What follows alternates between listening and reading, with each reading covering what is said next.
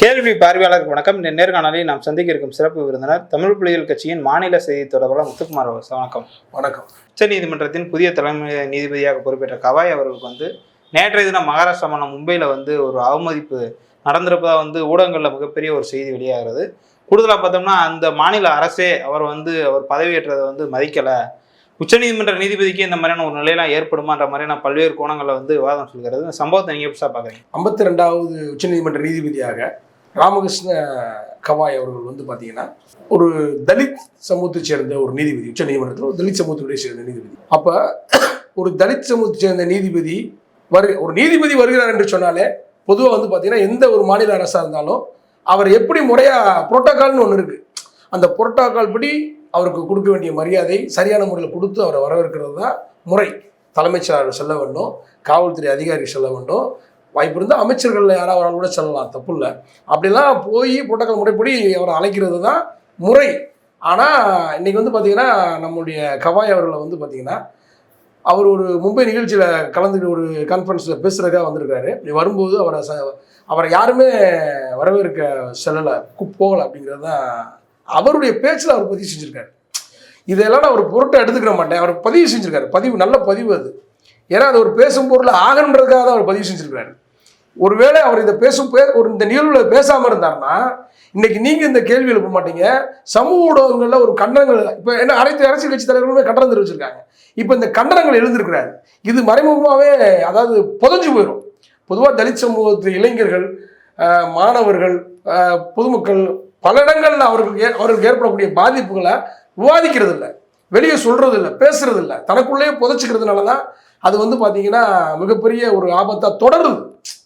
ஒரு கண்டினியூவாக வரணும், வெளிப்படுத்த வேண்டியது இருக்குது. வெளிப்படுத்த வேண்டிய அவசியம் ரொம்ப முக்கியமானது அப்படிங்கிறத நம்முடைய நீதிபதி அவர்கள் கவாய் அவர்கள் தெளிவாக தெரிஞ்சிருக்காரு. அதனால தான் அந்த நிகழ்ச்சியில் போய் அந்த செய்தி அவர் பதிவு பண்ணியிருக்காரு.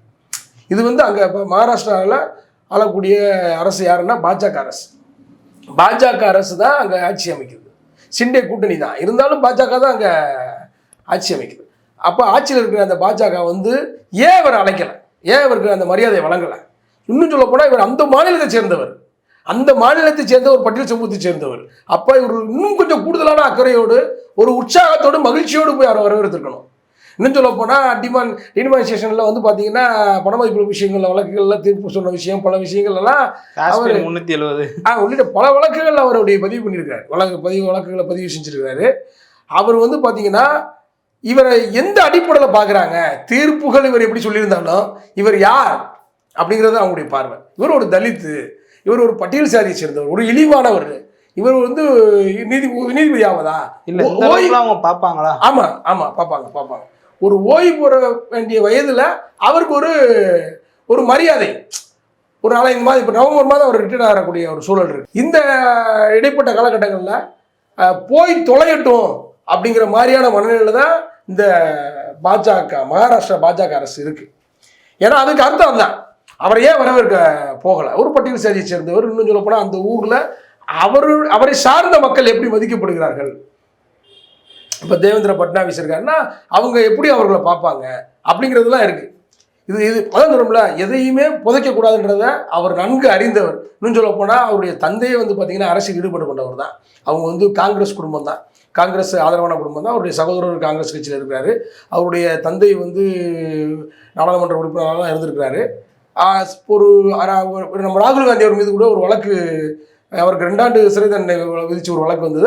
அது அவர் நீதிமன்றத்தில் இருக்கும்போது, நீதிபதியாக இருக்கும்போது வந்த வழக்கில் நான் இதை விசாரிப்பது சரியாக இருக்காதுன்னு ஒதுங்குவதற்கு கூட முயற்சி செஞ்சார் அவர். அந்த மாதிரி தான் அவருடைய முயற்சியெலாம் இருந்திருக்கு. நம்ம என்ன கேட்குறோம்னா, இந்த பார்வை இந்தியாவில் மாறுமா? நாளைக்கே உச்சநீதிமன்ற நீதிபதி இல்லை, எந்த ஒரு பொறுப்பில் வந்தாலும், ஏற்கனவே ஜனாதிபதி ராம்நாத் கோவிந்த் அவர்கள் கோவிலுக்குள்ளே போனது, கோவிலை கழுவி விட்டதெல்லாம் உங்களுக்கு நினைவு இருக்கும். இது இங்கே தான் நடந்தது, இந்தியாவில் தான் நடந்தது. இப்பயும் பார்த்தீங்கன்னா முர்மு அவர்கள் அயோத்தி கோவிலுக்குள்ளே அனுமதிக்கப்படலை. பாராளுமன்ற கட்டணம் திறப்புலாம் கூட அனுமதிக்கப்படலை. பார்லிமெண்ட் கட்டத்துக்குள்ளேயே அனுமதிக்கப்படலை. அங்கே ராமர் கோயில் அனுமதிக்கப்படலை. இப்படி எங்கேயுமே இப்படி அனுமதிக்கப்படலை. ஏன்னா அவங்க யாரா எஸ்டி பழங்குடி சமூகத்தை சேர்ந்தவங்க. இப்போ இந்த இருவரையுமே இவங்க இப்படி தான் பார்ப்பாங்க. இந்த இருவரையுமே இவங்க எதுக்காக, அரசியலுக்காகத்தான். இப்போ இது கொலிஜியம் மூலமாக வந்தது உச்சநீதிமன்ற நீதிபதி அப்படிங்கிறது. இப்போ முர்முவா வந்து ஏன் அவங்க பதவி உயர்வு கொண்டு வராங்க, ஜனாதிபதியை கொண்டு வராங்கன்னா பழங்குடிகளை அழிக்க போறாங்கன்னு அர்த்தம். இல்ல அதான் உண்மை. ராம்நாத் கோவிந்தை ஜனாதிபதி ஆக்க போறார்கள்னா பட்டியல்சாலி மக்களை அழிக்க போறாங்கன்னு அர்த்தம். அப்துல் கலாமை ஜனாதிபதியா அவங்க பாஜக ஆக்குதுன்னா இஸ்லாமியர்களுக்கு எதிராக செயல்பட போறாங்கன்னு அர்த்தம். இஸ்லாமியர்களை அழிக்க போறாங்கன்னு அர்த்தம். இதுதான் யதார்த்தமான உண்மை. ஏன்னா இவங்க அழிச்சுக்கிட்டு இருக்காங்க. காந்தி அழிச்சவங்க. காந்தி காந்தியை கொண்டது ஏன் கொண்டாங்க? காந்தியை கோட்ஸை ஏன் கொண்டாரு? காந்தி அதுக்கு என்ன ஆதாரம், என்ன காரணம்? ஒன்றும் கிடையாது. இங்கே வந்து இந்துத்துவாக்கு எதிராக பேசுனா படுகொலை செய்யப்படுவாங்க. அதுதான் காந்தியோட படுகொலை. காந்தி வந்து அவர் ஒரு இந்துத்துவவாதி தான், ஆனால் மிதவாத இந்துத்துவவாதி. அது அவர்களுக்கு பிடிக்கல. தீவிர இந்துத்துவவாதியா இருக்கணும், கோட்ஸே மாதிரி இருக்கணும். இப்போ மோடி இருக்காரு, அப்படி இருக்கணும். பாகிஸ்தான் குண்டு போடும்போது கூட கோயில்லையும் குருத்வாரால தான் போடுதுன்னு சொல்லணும். அதுதான் தீவிரமான இந்துத்துவாதி. மசூதிகளை சொல்லக்கூடாது. அமித்ஷா மாதிரி இருக்கணும், ராஜ்நாத் சிங் மாதிரி இருக்கணும். அப்போ இவர்கள் யாருன்னு கேட்டிங்கன்னா மிக மோசமான கொலையாளிகள், காந்தியை கொன்றவர்கள். காந்தியை கொண்டுட்டு ஒரு இஸ்லாமியர் இஸ்லாமியர் மீது பழி போட்டு மிகப்பெரிய கலவரத்தை ஏற்படுத்தி அதன் மூலம் இஸ்லாமியர்களை அழிக்க பார்த்தார்கள். இதெல்லாம் எதுக்காக பதிவு செய்யணும்னா இந்துத்துவாவை பாதுகாப்பதற்கு. மோடி இன்னைக்கு பதவி எடுத்திருக்காருன்னா இந்துத்துவாவை பாதுகாப்பதற்கு தான். அப்போ காந்தி படுகொலை செய்யப்பட்டதும் இந்துத்துவாவை பாதுகாப்பதற்கு தான். காந்தி மட்டும் இல்லை, இப்போ நம்ம கர்நாடகாவோட எழுத்தாளர்கள் கௌரி லங்கேஷ், கோவிந்தன் உள்ளிட்ட பலரும் படுகொலை செய்யப்பட்டார்கள். அவங்களாம் என்ன செஞ்சாங்க? இந்துத்துவத்துக்கு எதிராக எழுதினார்கள், இந்துத்துவத்துக்கு எதிராக பேசினார்கள், இந்துத்துவம் ஒழிக்கப்படும் சொன்னாங்க, இந்துத்துவம் அழிக்கப்படும் சொன்னாங்க. ஏதோ தமிழ்நாட்டில் இந்துத்துவத்துக்கு எதிராக பேசக்கூடிய நாமெல்லாம் இன்னைக்கு இருக்கிறோம் சொன்னா நம்மளை துப்பாக்கி எடுத்து சுடாம, இன்னைக்கு கௌரி லங்கேஷை போல நம்ம துப்பாக்கி எடுத்து சுடாம இருக்க காரணம் என்னன்னா இது பெரியாரால் பண்படுத்தப்பட்ட மண். ஓரளவுக்கு இங்கே பார்ப்பனர்கள் குறிப்பாக வந்து பார்த்தீங்கன்னா இந்துத்துவா வந்து வளர முடியாத அளவுக்கு, நோட்டாவை தாண்ட முடியாத அளவுக்கு, இந்துத்துவாவுடைய பிரதிநிதியாக இருக்கக்கூடிய பாஜக நோட்டாவை தாண்ட முடியாத அளவுக்கு தான் இங்கே நிலைமை இருக்குது தமிழ்நாட்டில். ஆனால் மற்ற மாநிலங்கள் அப்படி இல்லை. இந்துத்துவாவுக்கு எதிராக பேசினா படுகொலை செய்யப்படுவார்கள், அவமதிக்கப்படுவார்கள். மகாராஷ்டிராலேயே மிகப்பெரிய மோசமான படுகொலை சிவசேனாவே செஞ்சிருக்கு. சிவசேனா வேற யாரும் இல்லை. சிவசேனா இன்னைக்கு வந்து மகாராஷ்டிராவில் எதிர்கட்சியாக இருக்கலாம். இப்போ வரைக்கும் கண்டனம் தெரிவிக்கல. இனிமேல் கண்டனம் தெரிவிக்கலாம். உத்தவ் தாக்கரே இனிமேல் கண்டனம் தெரிவிக்கலாம். ஆனால் நம்ம என்ன சொல்ல வரோம்னா இது ஒரு மோசமான ஒரு சூழல். இந்தியா அப்படிங்கிறது ஒரு மோசமான சூழலில் உருவாக்கப்பட்டது தான். அம்பேத்கர் மிக தெளிவாக சொல்றார், இதை நீங்கள் அழிக்காமல் எதையுமே அழிக்க முடியாது. இங்கே இருக்கக்கூடிய இந்தியாவில் இருக்கக்கூடிய ஒவ்வொருத்தருடைய மனநிலையிலையும் ஜாதி என்பது நோய் அல்ல, மனநிலைங்கிறார். உங்களுடைய மனநிலையில இந்த சாதியை சேர்ந்தவன் இழிவான என்ற பார்வையை மாற்றணும். இங்கே தமிழ்நாட்டில் எடுத்துக்க பட்டியல் சமூகத்தை சேர்ந்தவர்கள் மிகப்பெரிய வீர வரலாறு அவங்களுக்கு இருக்கு. வெள்ளையர்கள் எதிர்த்து போராடிய வரலாறு இருக்கு.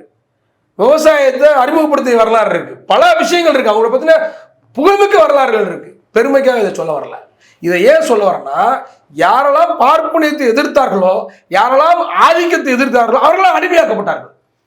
இதுதான் யதார்த்தம். இல்லை அந்த அடிப்படையில் தான் வந்து பார்த்தீங்கன்னா இன்னைக்கு தலைமை நீதிபதியா வந்துட்டாரு, இவரை எப்படி நம்ம வந்து கௌரவப்படுத்துவது அப்படின்ற அடிப்படையில் அங்கே அந்த பகுதியில் இருக்கக்கூடிய பட்டியலின மக்களை பார்க்குற பார்வையிலேயே தலைமை நீதிபதி கவாய் அவர்களையும் பார்த்துருக்காங்க. இந்த மாதிரியான சம்பவம் சொல்லி இருந்தாலும் இது வந்து பார்த்தோம்னா பாராளுமன்றத்தை விட நீதித்துறையோட அரசமைப்பே உயர்ந்ததுன்னு ஒரு கருத்தை வச்சிருந்தார்ல பதவியேற்ற சொல்லியிருக்காரு. அதுவும் ஒரு காரணமாக பார்க்க முடியும் சொல்லியிருக்காரு அவர். அதாவது வந்து பார்த்தீங்கன்னா நீதித்துறை, நிர்வாகம், சட்டமன்றம் இதுதான் வந்து பார்த்தீங்கன்னா இந்த அங்கே இருக்கக்கூடிய அந்த அரசியலமைப்பு சட்டத்தை பாதுகாக்கக்கூடிய ஒரு மையம்ன்றார் அவர். அந்த நிகழ்வுலேயே அந்த செய்தியை பதிவு பண்ணியிருக்காரு.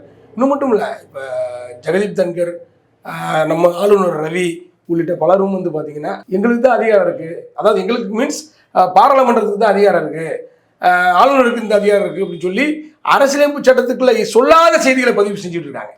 அப்படி ஜெகதீப் தன்கர் இப்படி சொல்லிக்கிட்டு இருக்க இந்த வேலையில் வந்து பார்த்தீங்கன்னா நம்முடைய கவாய் அவர்கள் மிக தெளிவாக ஒரு செய்தியை மக்களுக்கு பதிவு பண்ணுறாரு.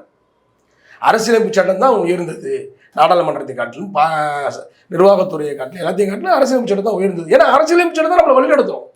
நிர்வாகத்துறை, நீதித்துறையை வழிநடத்தக்கூடியது அரசியலமைப்பு சட்டம் தான். ஆனால் அதையே நிறுத்து போய் செய்யக்கூடிய இடத்துல தான் இன்னைக்கு அவர் தலைமை நீதிபதியாக இருக்கார். அவர் தலைமை நீதிபதியாக இருக்கிறாரு. அவர் அந்த கட்டமைப்புக்கு மீறி பேச முடியாது, கட்டமைப்பு மீறி எதுவும் செயல்பட முடியாது. அந்த அந்த அரசியலமைப்பு சட்டத்துக்கு உட்பட்டு தான் அவர் செயல்பட முடியும். அதில் எந்த மாற்றமும் இல்லை. அப்படி தான் அவர் 370 பார்த்துருக்காரு, பண மதிப்பு நடவடிக்கையும் பார்த்துருக்காரு. நம்ம அதுக்குள்ளே நம்ம வர வேண்டியதில்லை.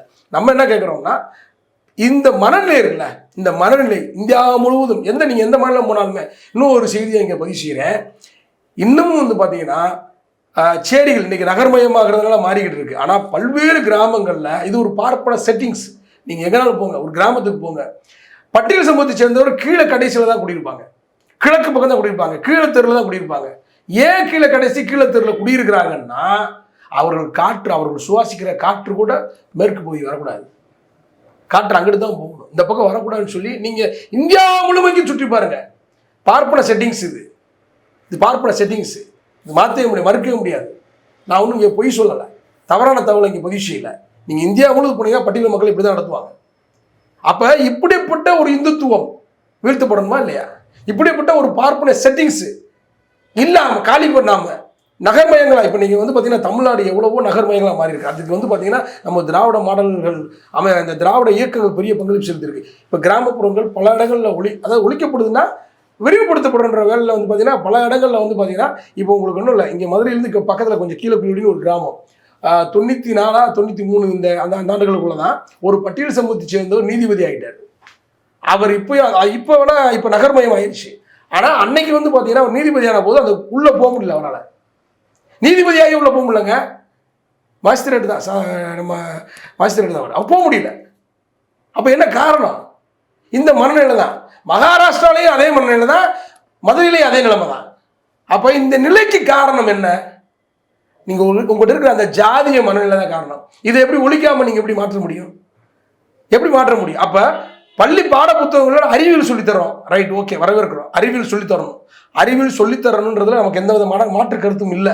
அதே சமயத்தில் இவர்கள் எப்படி இழிவுபடுத்தப்பட்டார்கள், எப்படி பட்டியலின மக்கள் கேவலப்படுத்தப்பட்டார்கள், யாரால் கேவலப்படுத்தப்பட்டார்கள், அந்த வரலாறை சொல்லிக் கொடுங்க. ஒன்றிய அரசுடைய பாடத்திட்டத்திலும் சரி, மாநில அரசு பாடத்திட்டத்திலும் அந்த செய்தியை சொல்லிக் கொடுங்க. மனநிலையை மாற்றுங்க. நீங்க மனநிலையை மாற்றாம இது மாறுமா? ஒரு காலம் மாறாது.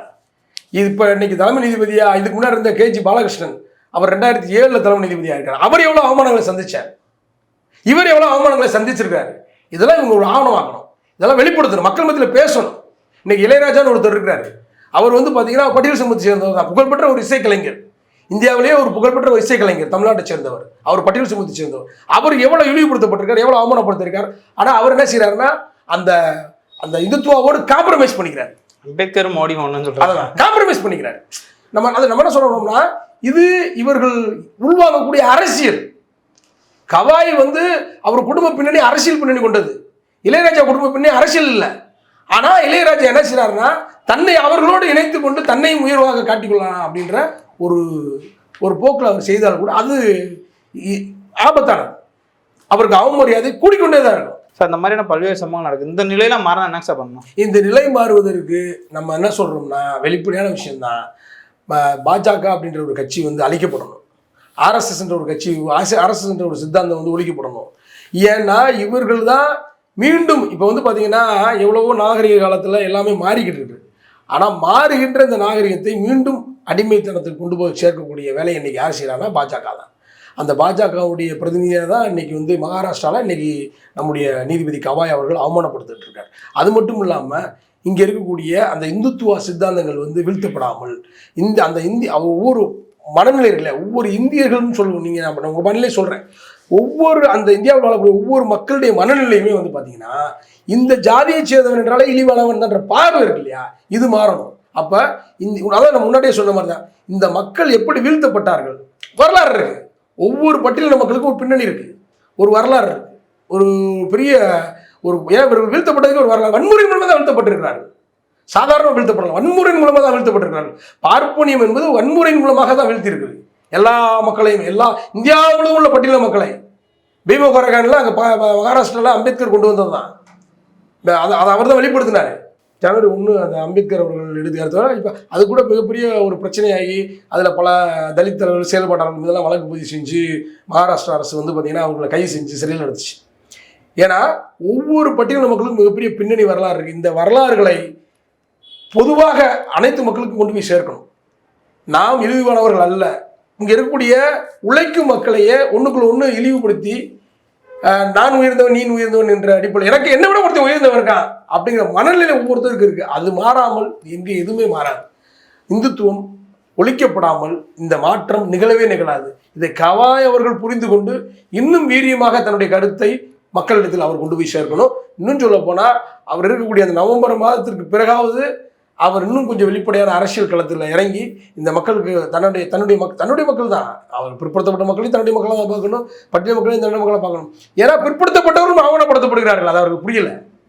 பிற்படுத்தப்பட்ட யாராவது ஒரு பிற்படுத்தப்பட்ட கோயில் அர்ச்சகராக முடியுமா, அல்லது சங்கராச்சாரிய முடியுமா? எந்த பிற்படுத்தப்பட்ட சமூகமா இருக்கட்டும், நான் தான் உயர்ந்தவன் சொல்லக்கூடிய எந்த பிற்படுத்தப்பட்ட சமூகமா இருக்கட்டும், சங்கராச்சாரிய ஆகிட முடியுமா? அர்ச்சகராக முடியுமா? கோயிலுக்குள்ள நுழைஞ்சிட முடியுமா? முடியாது. நீதிமன்றம் தொடுக்கும், உச்ச நீதிமன்றம் தொடுக்கும், உயர் நீதிமன்றம் தொடுக்கும், முனிசிபல் நீதிமன்றம் தொடுக்கும்.